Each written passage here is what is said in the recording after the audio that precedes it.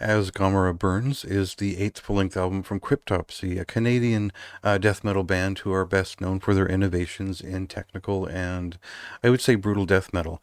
Uh, Certainly, if you were around 20 years and you liked music with well, actually 25 years now at this point.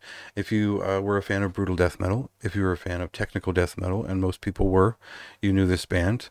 And certainly most people at least know their second album, None So Vile. Now, I was a fan a little bit earlier than that. Blasphemy Made Flesh is one of, I think, a great example of uh, brutal death metal without compromise. It is still accessible. It's still understandable. Just in the same way that Cannibal Corpse around that time was both a little bit technical, but obviously brutal to a fault. That was kind of what Blasphemy Made Flesh was, and it was well set next to bands like Suffocation, and it really elevated them to that in that way. And then None So Vile gave them the gimmick, the thing that would stand up for the rest of their career as sort of their high point. Um, Now, I don't want to, eulogize their 90s too hard because that is what I like from the band. But Whisper Supremacy was a big deal when it came out. They were on a big label all of a sudden. They had a new singer, and everyone's eyes were on the band because their last album had sold so well. And they were a great touring band. As far as, I didn't see them until Whisper Supremacy tour. So, uh, anyway, that's my nostalgia for the band, and I'm a big fan of their work. But I feel like everything kind of crumbled off their ass after that point. I'm not. There was some good records. There was some kind of just bad records. There was some strange EPs in a deathcore style later on, and a lot of really key lineup changes that led to this band losing their signature outside of the live presence, where they still played the old classics. So a lot of people kind of viewed this band as a legacy group, but I never felt like they fully earned it beyond 1998. And maybe I don't know the sales figures beyond that point, or where the fandom sits with it, but they did have a couple of comeback moments. Once Was Not was obviously this big, impressive, and challenging record. And the self titled independent record from 2012 was a big statement from the band that it seemed like they were pulling back and grabbing some of their credibility beyond some questionable releases, from my point of view. The Unspoken King was just an absolute no for me. I didn't really enjoy the incorporation of deathcore into their sound. So I'll get off that rant because this record is kind of a little bit of everything they've ever done, cinched up into about 35 minutes. So let's hit a song and just see what it sounds like. And does this sound like Cryptopsy to you?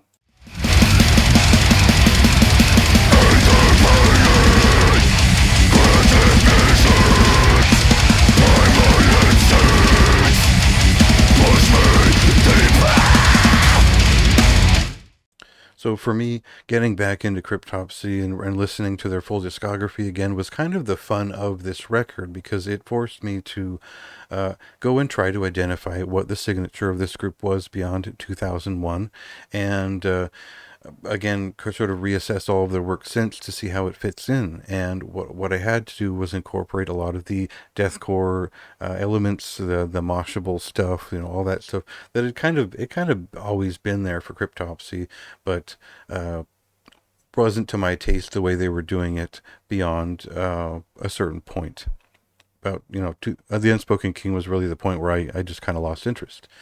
So, as a representative record that covers all of those bases, but reminds you that they are that band that was around in the 90s in some distant aspect, this record does a good job of reminding you that this is a brutal death metal band who are technical in the way that bands were back then, and still has a lot of explosive energy, a lot of loud and aggressive grooves to show. This really is more of a groove focused record, and even the drums don't really try to get throw up too much flair, and it really gives vocalist Matt McGatchy the stage to really carry the record in a lot of ways, and that's kind of unexpected coming from me. I haven't really liked his work in the past, but he really is creative with a lot of his cadence and the range of expression here, and I found the guitars just weren't enough of a focus here for my taste, even though it all clicks into gear and it does feel like Cryptopsy. Just for me,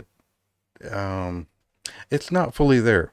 and it's a bit of a short, simple record that feels like just round up the troops. We're coming out for another tour, and we've got a solid record that has, frankly, been put out in good taste. I don't think this is going to offend anyone too hard. There's a couple of just kind of boring grooves on here, a couple of just simple moshers that are just okay, and then there's a couple of really solid tech death songs that feel sterile but still get the job done. So for me, this is a moderately high recommendation.